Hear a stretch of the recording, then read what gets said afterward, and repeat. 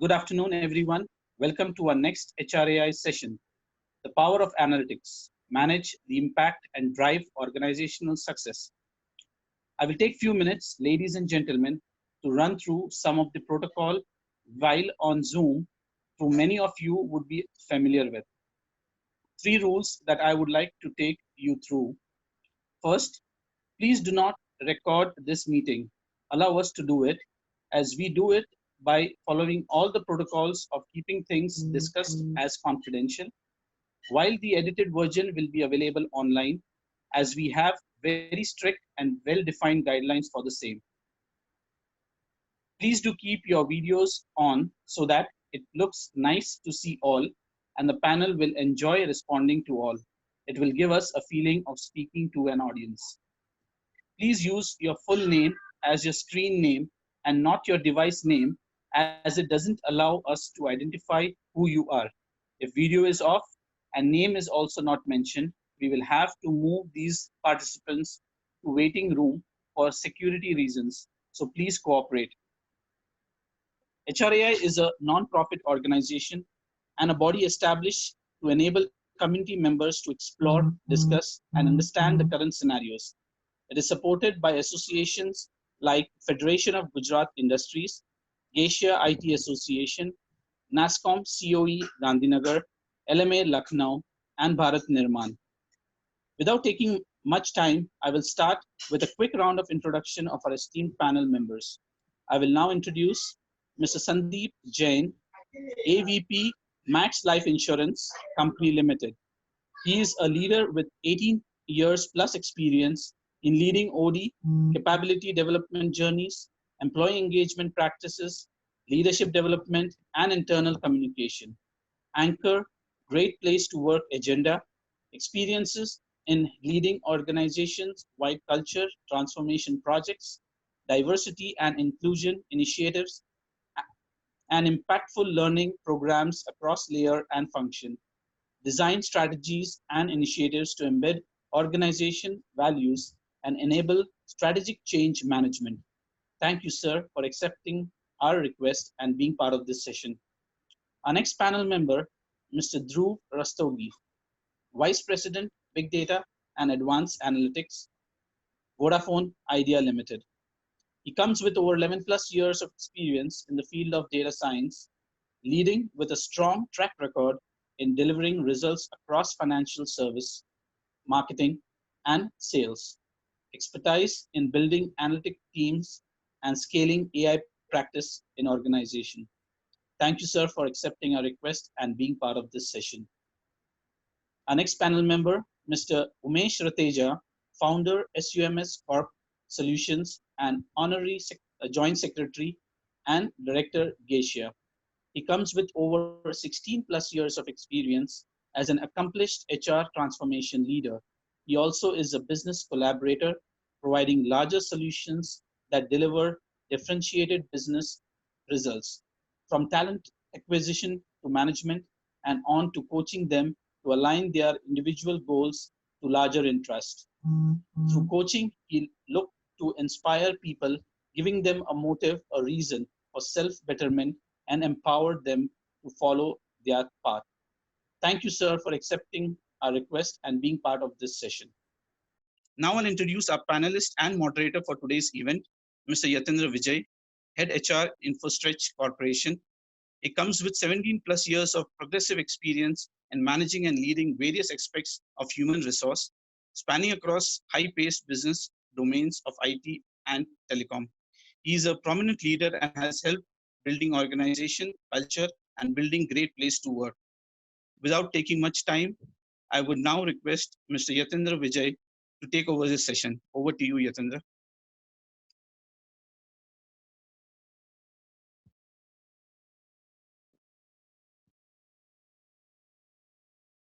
Hello, Yatindra. Hello, Yatindra, you're on mute. All right. No, I tried unmuting myself, but I was not. Yeah. Thank you, Peter. Good afternoon, everyone. Hope you and your loved ones are in good health and trying to get back to the normal. Well, without taking much of the time, we'll start. right? While businesses across the world, as most of you know, businesses across the world are trying to make more effective use of data analytics and AI.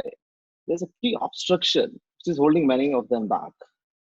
And that key obstruction is the lack of culture that truly values data analytics and associated capabilities and the super decision making that can flow from it. Today, for the next an hour, our expert panel members will talk about the success stories around the power of analytics, its overall impact on organizational success, and how they created a data driven culture. Welcome, all the panelists, and I'll start with Dhruv. Without taking any more context setting and time, I'll shoot my first question. So, Dhruv, you've been very prominent name in the work force analytics. What, according to you, are the key important aspects of workforce analytics? Sure. Hi, thanks for the introduction. I hope I'm clearly audible and my voice is fairly clear. Okay, sure. Awesome. Thank you. Uh, Sorry, Dhruv, go ahead. yeah. So yeah, I mean, workforce analytics, I think as we speak today is one of the key critical components any organization, has to be worried about and progress very well. So, I mean, just to give a fair context, I mean, if we were to understand the components building the valuation of a company, right, that is tangible versus intangible, we'll realize that, let's say about 25, 30 years back, most of the valuation of companies was due to their tangible assets like land, cash, equipment, inventory, buildings, etc. Right? Whereas, fast forward now, over the years, what has gradually happened is, the tail has kind of become the dog. Now, if you look at the valuation, most of it is because of the brand, the copyrights, the patent, which is essentially the intangible assets which the company has. But where exactly all this comes from, right? All this comes from the human capital. So human capital or the talent or the workforce which an organization has is kind of critical to build the brand, copyrights, customer service, experience, etc. Right? And how do we really build human capital, right? So when we talk about human capital, that's mostly about employees, employee motivations, employee knowledge, the right hiring, the satisfaction among employees, the leadership, the performance, the creativity, so on and so forth, right? So these are all key components of building human capital, which essentially, helps companies build valuation, brand value, etc. in today's world. So if we talk about, most of the leading companies of the world, they all have very well established workforce analytics or people analytics practices, and they are continuously innovating and improving these practices. Now, coming to your question, now some of the key components of workforce analytics as we speak today, right? I think all of us talk about things like predictive attrition, smart hiring, performance appraisal, etc. Right? But there are so many other components as well, which are to be looked at and worked on very, very intricately. Right? One of the first important of those, and again a very difficult one, is to measure human capital. Right? To understand, in a very objective way as to which of the employees are really, really critical and important and add a lot of value to the organization. Another one would be, how do we really measure employee satisfaction, right? So a lot of HR teams, very proactively conduct a lot of surveys and interact with their employees. But can we actually take that to the next level so that the results which come from all the surveys are more meaningful and are more impactful? Then another area is measuring the effectiveness of trainings, right? So we, whether it's a small, mid, or large organization, all of them spend a lot of time, energy, as well as capital to upskill their employees, right? But how do we really measure what kind of trainings are important, how many trainings are important, what kind of trainings are relevant for what kind of teams, right? So these are again very, very critical KPIs which can go a long way in ensuring that employees are extremely motivated and contribute to their growth as well as the growth of the organization. Thanks, Dhruv. I think very good perspective, and that sets the context for the rest of the discussion. That how organizations or how MEs are looking on the evolution part to how the traditional TNI has moved away and has been more of a data-driven aspect of it. I think. Thanks, Dhruv. Sandeep, my next question is to you. You've been a pioneer in setting up practices and driving initiatives around a lot of data-driven interventions. So, what approach has worked for you when it comes to building a data-driven culture? Yeah. So, is that correct? Are you talking about how do we go about building a data-driven culture in organizations? Correct. What approach exactly worked for you in your experience so far? Right. Good afternoon, everyone. I work with a life insurance company, Max Life Insurance, and prior to that, I've worked with ITES, and somewhere I've spent significant amount of time in this organization, and I can say with my hand on my heart that while there is definitely a heart in the organization, there is definitely a lot of you can say lean towards data for decision making. So most importantly, what is the culture? The word which he used was data driven culture. It's not about hiring some expensive data scientist and getting them in your organization. It is not about installing some great shake data analytics system. Not just that. I'm sure we have people from all kind of organizations here, MSMEs, large-scale organizations, people who are consultants. Some of the things which I believe are the foundation aspect would be when do you see your company becoming a data-driven organization? Is when you start replacing gut feeling, intuition-based decisions. मेरे हिसाब से ये candidate चल जाएगा हमारे और मेरे हिसाब से ये लोकेशन में अगर हम ब्रांच खोले तो it will do very well. So जो intuition, gut based thinking, that has to start replacing with decision based on data. I understand experience is valuable, but at times it can create biases. Okay, so when you bring in data, you're being more objective in your discussions. So experience which I see in my organization is whether it is brand, whether it is sales, IT, or people, for everything, we have to start with data. Even talk about building culture, data is very important. Someone mentioned about the survey part. Yes, the survey results of every manager, they look at it, with it's like a holy grail. And what is the comments? Employees लिख क्या रहे हैं, score क्या दे रहे हैं. So all these things are extremely important, and that starts with building a culture. It takes some time. For example, publishing MIS analytics to start with, or your leadership, if they're more comfortable with the kind of analytics which you're presenting, is your front line comfortable with it? I'll give you an example. In my organization, the last mile, the frontline guy, he's equipped with data MIS at his fingertips on an employee app in terms of how is his performance for the week, for the month, for the quarter, how is the incentive like, how far is he from his goals, his standards, and this is a journey which we have been on. Initially it used to be Excel based, but we've automated it over a period of time. But to start with, even if you're in Excel, it's fine. Whether you have a simple number or you're using a sophisticated analytical model, at least start talking to data. We are so many people here, and I'm sure if you have done your MBTI, a lot of us, are, if you look at MBTI, you have an I, E, introversion, extroversion, you have intuition or sensing. When you hire people for certain roles, you can actually, you need a mix of both, and you can't be only intuition. You got to be sensing also. So there has to be a balance, and so, coming from HR, I like to, get to the behavioral aspect of it. It's very valuable for the organization if you can lean towards analytics, data for every aspect.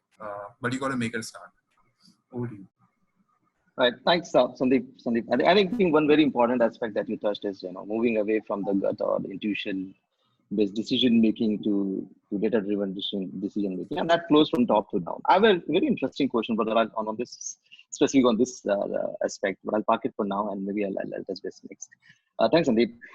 Umesh, the next one is for you.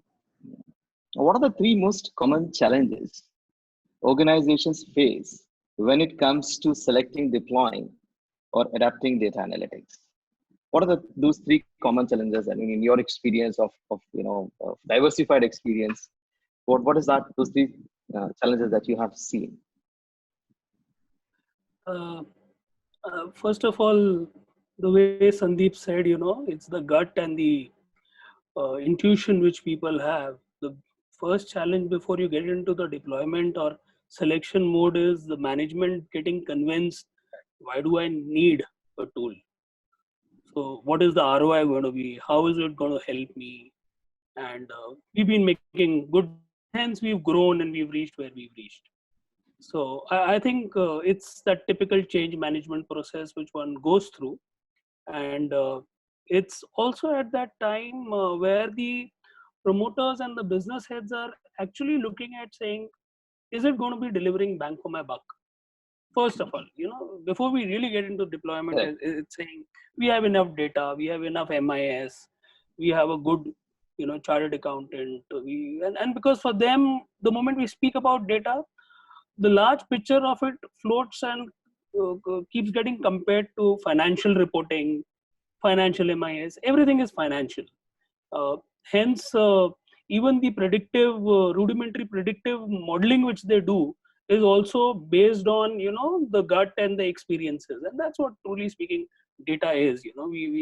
And it's a great deal of effort to explain to them that we are talking about, we are so far measuring, lag measures, and we need to really get into lead measures and say, okay, what is it that is going to be helping me do better?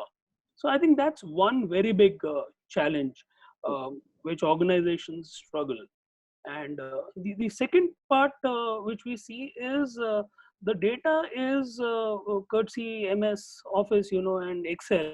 The data, everyone wants to maintain data in their own fashion, and they are comfortable in their own reports which they've created over time. Aligning them, the various stakeholders, and bringing them to a, cogent method of maintaining data so that it can be analyzed better, that becomes the second part. Once that hurdle of accepting that we need a change is done, I think then it's an easier piece. The moment they start getting into it, then they realize, boss, ek expert chahiye who understands, how data modeling happens, how analytics needs to be managed. It is not just my standalone, old MIS in a new, old wine in a new bottle kind of a situation. Okay. And Yeah. that the moment that hurdle we've crossed, people, the promoters really want to see how can it help me take decision on the go. While my data is coming in, can I really make a change? Very rightly, like Sandeep said, they've empowered their employees with all the data. Today, while the frontline guy may have the data in his hand, the manager can say, see, okay, he's done 3 calls, so his conversion rate is going to be low today. So we'll tell him, boss, you have to do 2 more calls. So we are not losing time. So the whole idea is that how is this data going to be enabling better performance? And that's the objective. The other piece, once we've crossed that, is the adoption of the entire piece. Getting all your stakeholders, getting all your key leadership around together, saying this is the holy grail now which we are going to follow. And while we do that, we also identify what are going to be the key KPIs which we'll be measuring, so that everyone is on the same page. Otherwise, not aligning everyone, not getting everyone on the same page, is never going to yield that result, no matter what you invest. And the last most important piece is getting everyone, the employees, to have a transparent and a very simple tool which they can use. I think if these 4 things are taken care, you have a recipe for success. And wherever companies have implemented it, irrespective of the tool, it can be a very simple access based reporting methodology which can be used. I think it's worked wonders, and it's really given the benefits which the organizations really need to look forward to. But let's not forget, we can't be driving the car looking, in the rear view mirror. And most of the time, our data is, historic, and hence we cannot discount the gut and the gut which the managers or the leaders have in terms of taking that decision, because we can't be driving looking in the rear view mirror. We have to look forward. Perfect, perfect. Yeah, very insightful in aspects, Umesh. I think a lot of individuals or organizations miss a very critical aspect of it, which you put in, especially the SME organization, which is collaboration or aligning the leadership or transparently communicating to the employees about what are the benefits out of it. I think it's a very very very good point. Very good point. All right, I think I'll move to Dhruv, and Dhruv, this is the question which arises out of what Umesh and Sandeep both covered. And I also kind of come across incidents recently where one of the CEO I was talking to, and he said that मेरा बेटा बाहर से पढ़ गया, बोलता है पिताजी अभी we should buy a data analytical tool, etc. And I said, boss, इतना करोड़ रुपए का धंधा मैंने बगैर डेटा के बना लिया, and you asking me to buy a tool and invest few crores in that. So I think that is what Sandeep and Umesh also said, that feeling and all. So continuing from that point, Dhruv, you have these kind of organizations and leadership who come from a different school of thought and believe that decisions based purely on experience, gut and instinct, appear to be more counterintuitive to what data indicates. What are your views on this? No, that's a brilliant question, and I think that's one aspect. Whether it is HR or any other function in the organization, right? All of us kind of grapple with that, right? Should I go with gut experience, or should I go with a machine, which is telling me something to do, right? So I think here is what I think. This is how I would like to put this. So the experience of any individual, right? It's kind of made by connecting the dots, or the kind of experiences, the kind of challenges, the kind of projects that person worked on in the past, right? It could be 5 years, 10 years, 20 years into the job, right? So all these are made by data points which a person is able to connect over time. So from that sense, even the experience of a person is kind of an inbuilt human model which he is using to kind of make the right decisions, right? Now, can all the decisions which that person take, can all of them be replaced by a model? Well, I don't think so. I think we got to categorize things which humans can do more efficiently and the ones which machines or models can do more effectively, right? For example, even today, there are things which machines cannot do very effectively. For example, things like creativity or things like understanding human emotions, right? These are things which machines cannot do very effectively. That is where a human is very, very, very so critical. Again, I think another situation is where the situation in the future, or let's say a path which a company would take in the future, there is no precedence in the past, right? Let's say you're starting a new business, or you're setting up new teams and things like that, right? If it is BAU, if there are strong patterns in the past where we have relevant data, where we have good quality data, that's where a model will be able to add a lot of value. And we as humans need not do the mundane task of doing things which are very very manual. Those are things which a model or a machine can do much better. But where it comes to taking right decisions, where we don't have past data, where let's say the data quality which we have is not good enough, is not fair, that's where I think, or let's say places where a lot of creativity and understanding of people emotions is required, that's where humans need to step in and take the right call.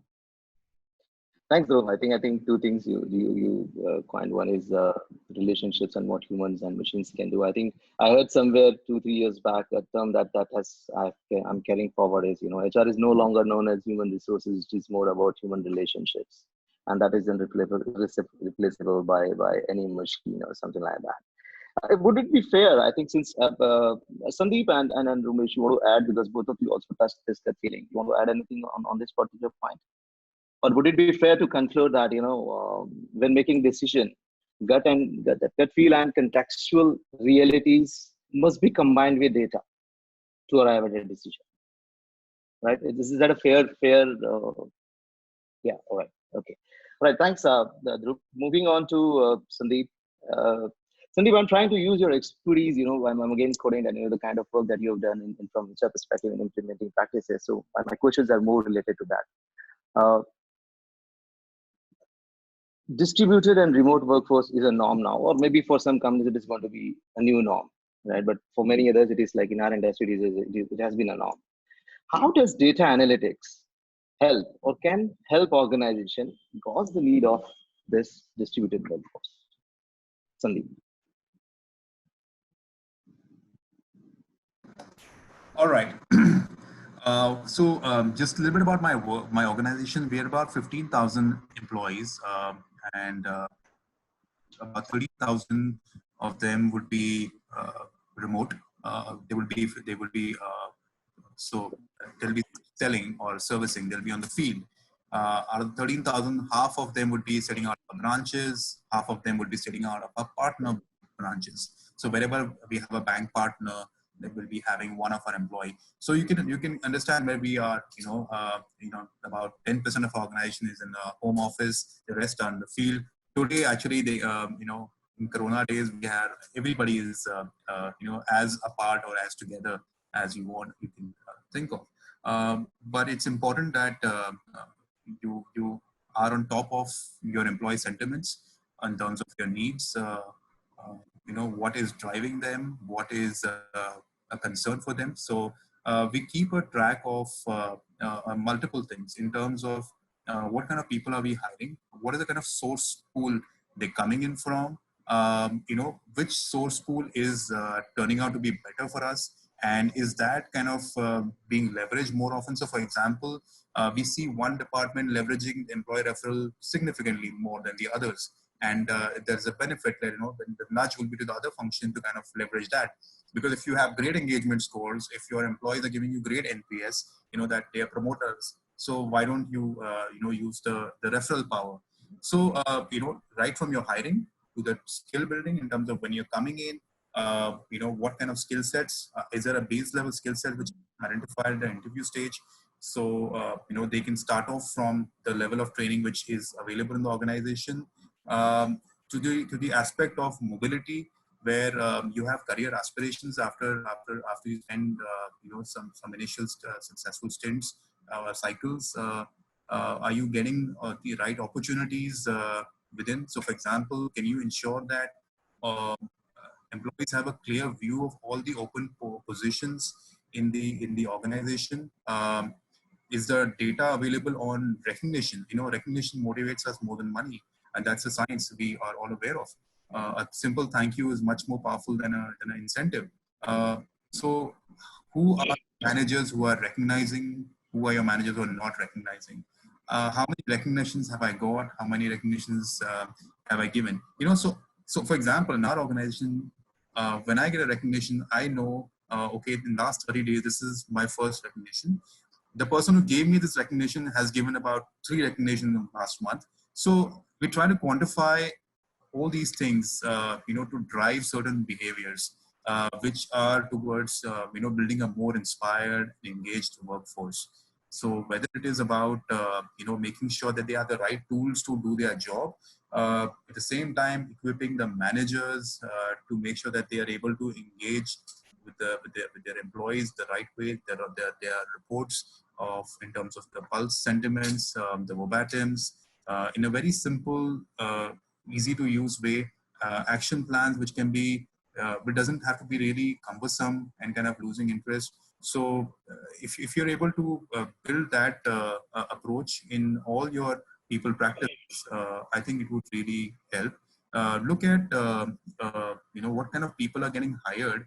For example, do you see any parity in terms of gender when you're hiring? Are you looking at the kind of compensation or the kind of promotions? Is there a you can say parity in all those things, whether it is geography or gender? So some of these things, data can be really, really powerful and can remove the feeling of unfair or being biased, favoritism. So some of the softer aspects can really be attacked if you have a lineage towards data. So being distributed, it is a must for us to be on top of your sentiments and what are their needs. It's okay if some tool doesn't work, but it doesn't okay if one cycle I feel I know I'm not being cared for, I'm unfairly treated. So some of these things we should be careful of. Thanks, Sandeep. I think something out of this unpredictable situation that has happened is, I was just talking to someone. He said that my manager used to call me once in a month, right? In the current situation, he calls me almost every day. I think that is something now that there could be different perspectives to it, but that is something that the new situation has kind of unveiled for us. Right? Thanks, Sandeep. Umesh, so what would be your top 2 to 3 most practical tips to the HR professionals who want to successfully build, scale, and optimize a data-driven culture in their organization? What would be those 2, 3 from your experience, tips from your experience?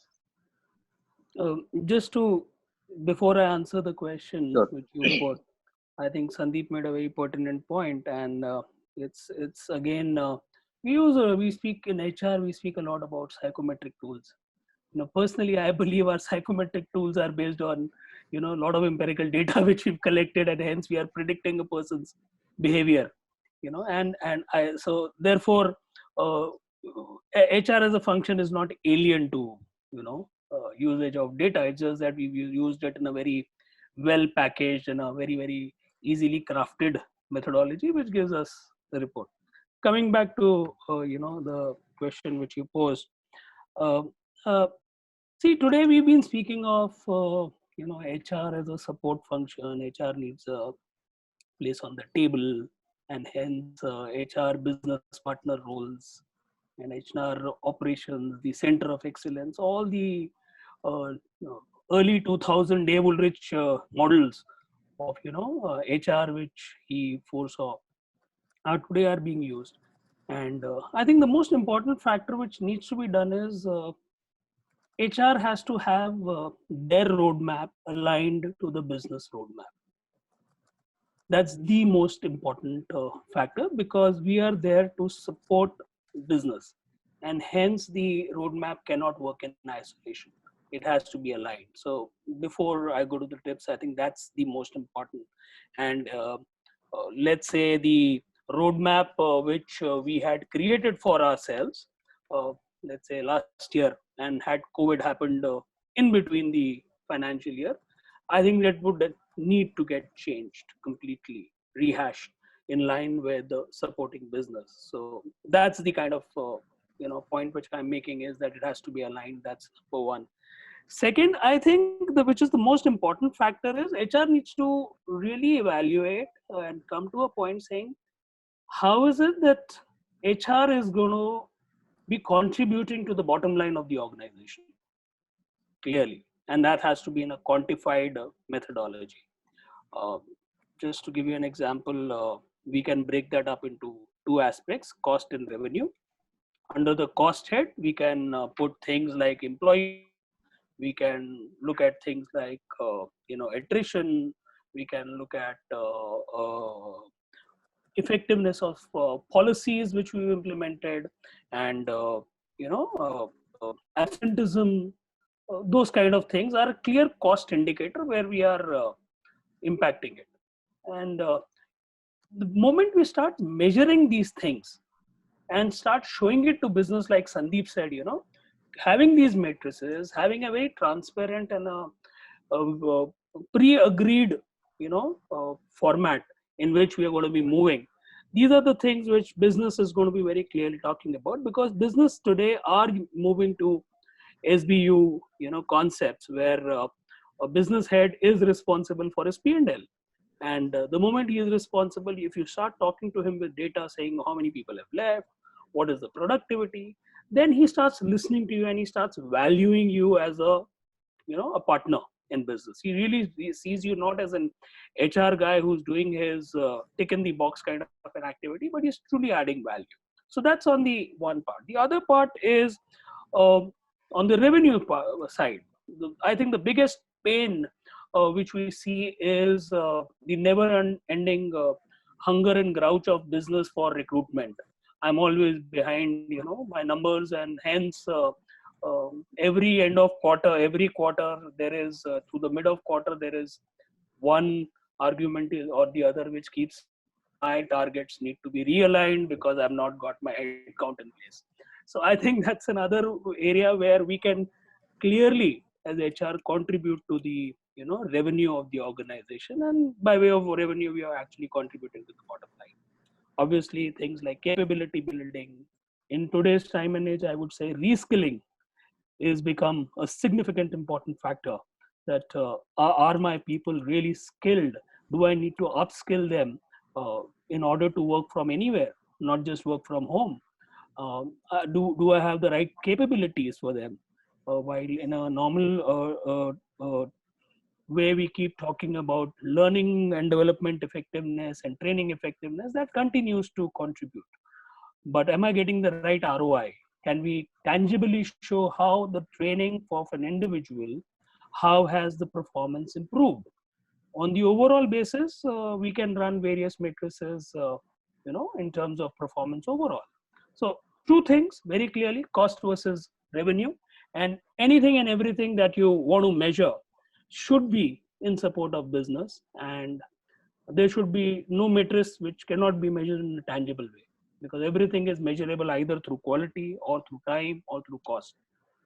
I think that is the two things I would say: make it tangible, make it count with bottom line. You need to unmute yourself. I wish I had the control.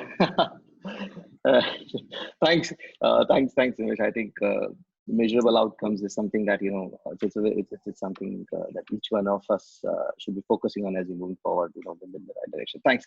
In the interest of time, I'll try and take one or more questions before we move to the Q&A, because we have almost had 50 plus questions even before the session, and I see almost 15-20 questions coming up. It won't be possible for us, but we'll try and take up as many as possible. But before that, I'll have one question for Dhruv. Dhruv, most of us have heard success stories on.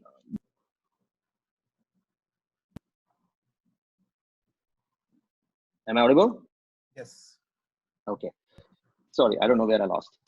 So Yeah, the question to Dhruv, we all have heard a lot of success stories around the data analytics help organizations to curb attrition, predicting the right talent to hire, improving productivity, etc., etc. As a data individual, what are the new emerging trends that you are excited to see in the data analytics space in the years to come or in the times to come? What is that as Dhruv is excited about? This is something that that is new, that is going to emerge in future. Yeah, thanks for the question. I think so. There are so I mean, being having worked in mid to large size organizations, and specifically working in analytics teams, right? So I think there are probably 2 to 3 things which are aspects where HR teams can also take a step up. Many of them are already doing this, but I think these are places or areas where mid to large organizations have a lot of monetization to do. One of them, I would say, is collaboration, or more analytical collaboration across business verticals and functions. Right? So what I mean by that is, a lot of times large organizations are said to be working in silos, right? So team A doesn't know what team B is doing and what skill sets, etc., they have, right? So is it really possible to, have some sort of a skill map or an experience map, which is kind of visible to a lot of key stakeholders in the organization, right? So whenever it's possible, that person A from a particular team can actually collaborate with another team, right? Rather than looking for third-party vendors or rather than hiring new talent, right? I think that would be a win-win for everyone. Win-win for the organization because they are able to leverage the employees they have. The employees feel great because they are also able to step out of their day-to-day functioning and contribute to the progress of other business verticals as well. So more analytical and cross-functional collaboration, which is more data-driven for large organizations. I think that would be one area where analytics can really be leveraged very, very well.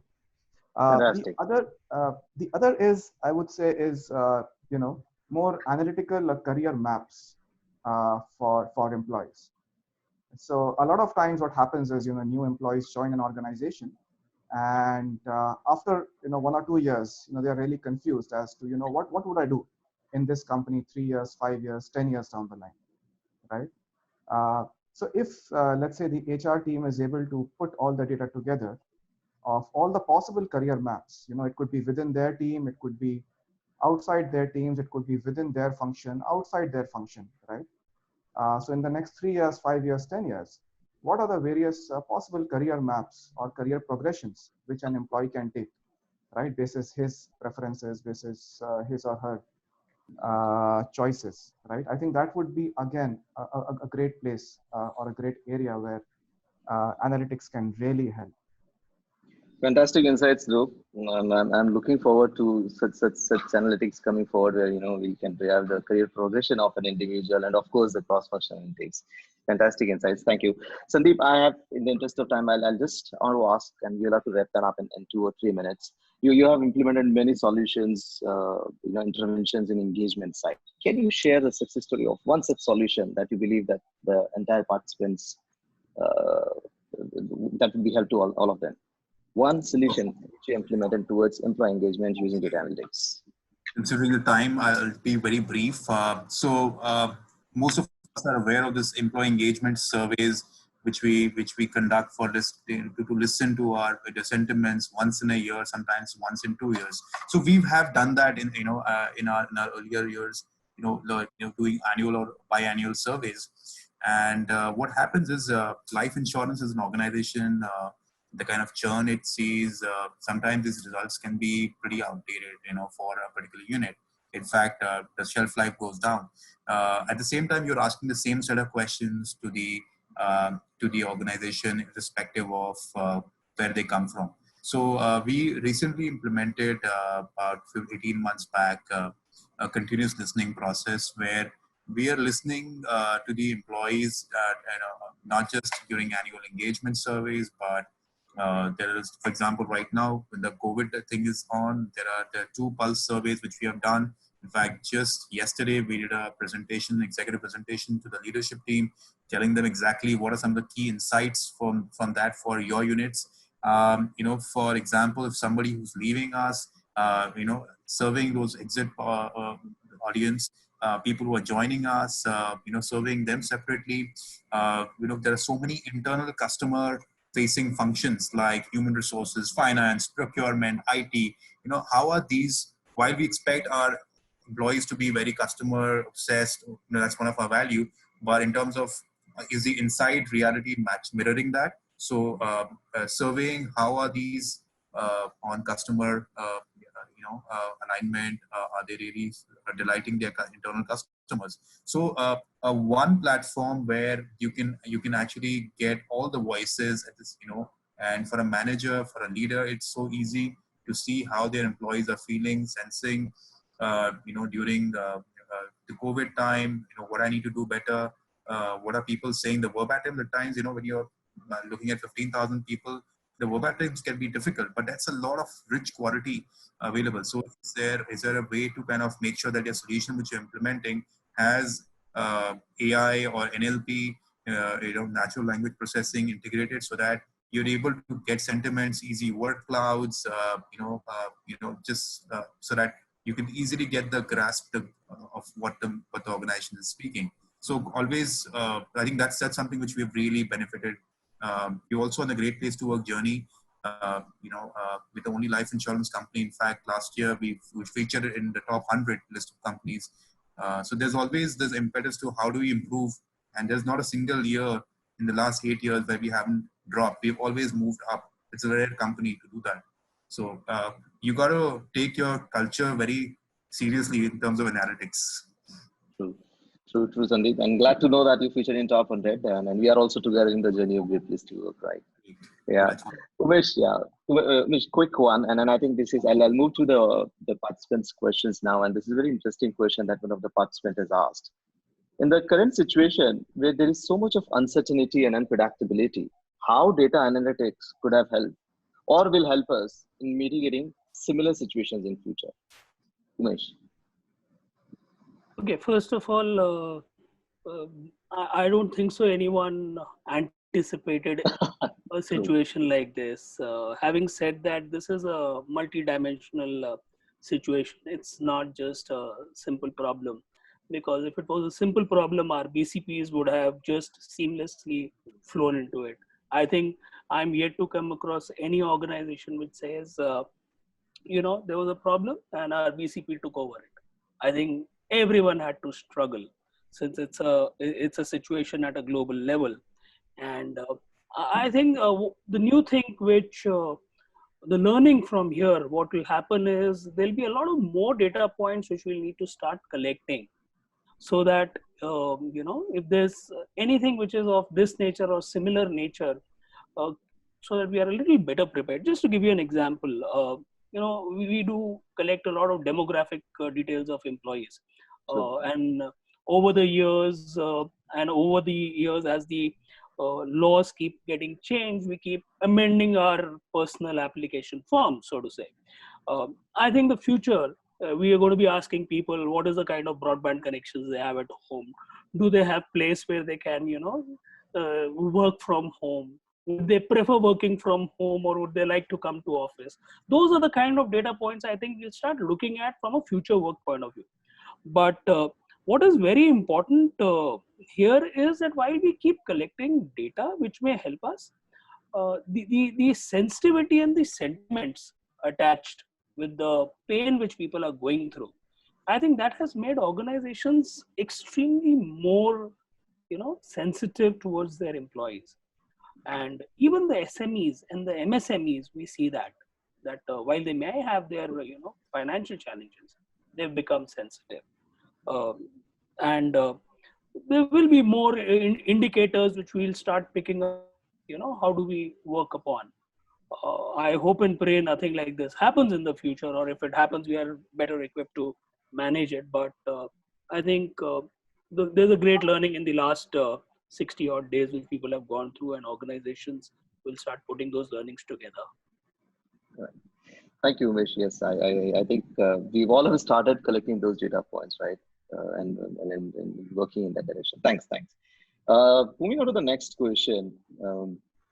There's a question from Radhika. When the data cannot be relied on, and Dhruv, this is one is for you. When the data cannot be relied on, experience matters of the stakeholders. In such condition, what is the decision going to be based on? I think we merely kind of covered this earlier, but maybe do you want to reiterate in one or two sentences? No, absolutely. I think that's an interesting question, and of course, I think analytics and data science is useful if the data quality is great, right? Or at least meets minimum thresholds. If that's not the case, then it's almost like garbage in, garbage out, right? Okay, so thanks. Of course, I think rightly pointed out, if we don't have data, especially quality data, it's better to go with human emotions, because we are better in understanding what data is right and what's not. And absolutely. So that's my 2 cents on that. Right.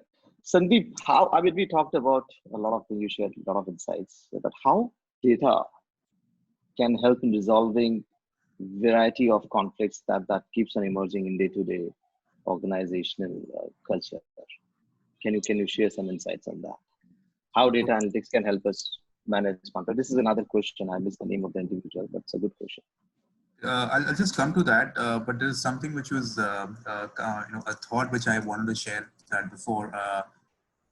That it is not about pasting Excel or tables on a PPT, and that's not that culture of data. You got to be able to tell a story. Remember, you're all are storytellers, and you're going to use data, whether it is simple numbers, graphs. So make sure that you have the right tool. That there has to be some thoughts, and happy to send some material through the organizers for that. Coming to your point, Yatinder, data can be very useful in reducing organization level conflicts. So let's talk about today.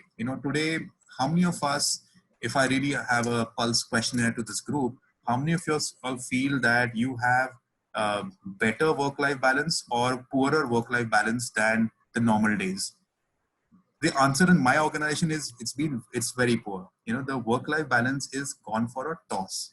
Okay, and why? I mean, okay, let's face it. Is the business happening at the same pace that it was happening earlier? The answer is no. It's not at the same levels. Okay, then why are we so busy? Okay, it's because we are running so many projects. We are into every leaders has their own forums. Those forums will have their sub forums. Eventually, the same guy will be coming into multiple review forums. So when you look at some of these pulsing of employees, you see that there is so much of stress which is being created. Burnout which is happening. You got to be using that to kind of check the way you're working. You've got to stop some of the things. For example, I read comments verbatim at the time that people are not able to have food. They're not able to care for their child, and there's so much of work pressure, working on weekends, and somewhere if you don't put a stop, if you don't show the mirror to the organization, it will continue and it'll become worse. So I think data can be really powerful if you use it to build the right culture, right practices. One instance which we are trying to do right now is it's so fresh of the oven. It's just the roti is just served right now that we are calling a silent hour. 1 to 2 will be a silent hour or a family hour. You will brand it the way you want. That means nobody will approach you. We are also figuring out with IT whether can we block the calendar enterprise level. That means no meetings will happen at that time. So you can make those small steps. For example, when you're doing Zoom calls, you don't have to make it mandatory. Some managers can be offended if you don't put your video on. And when you are in your family time, you're taking care of kids and all, you don't want to be like, seen in a video. I mean, I have to be dressed up in a, voluntary. So, so you can, I would say, use a lot of employee insights to bring change and for the better. Thanks, Sandeep. Thanks. Umesh, last one for you. How can an individual or an organization assess which analytical tool will be best suited for their organization? Which I think analytical tool will be best suited. I think it's important to look at a couple of things. One, what is the objective? Defining the objective of an analytical tool. Why is it that you need an analytical tool is important. Once those aspects are clarified, then you can start evaluating.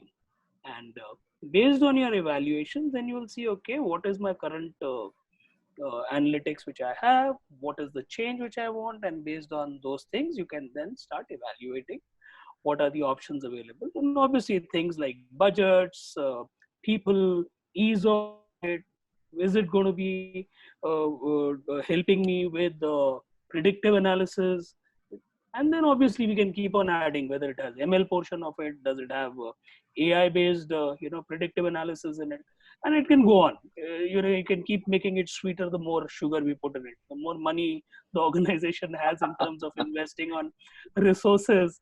And but I think what is most important is first to take a step back and figure out what is the quality of data which we have, because no matter how good tool you have, if there is going to be a challenge on the data collection and sourcing of your data, I think that's going to be an investment which is not going to pay you better or good returns. So I think it's important that you should identify a partner in terms of when you want to get into this journey of analytics, and take a holistic view in terms of what is the overall analytical journey which I want to cover in the organization.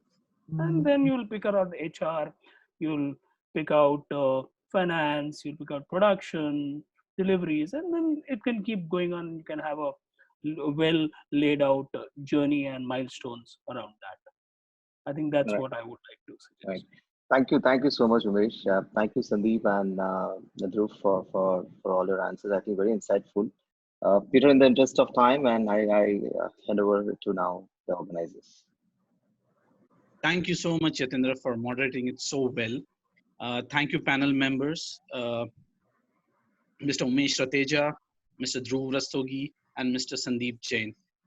It has been a pleasure being with all of you today, and we had an insightful webinar. Thank you so much for taking up so many questions. Thank you for being part of this entire journey. Before we wind up, we would also want to thank all the association for supporting HRAI event. So we have Geisha, who is an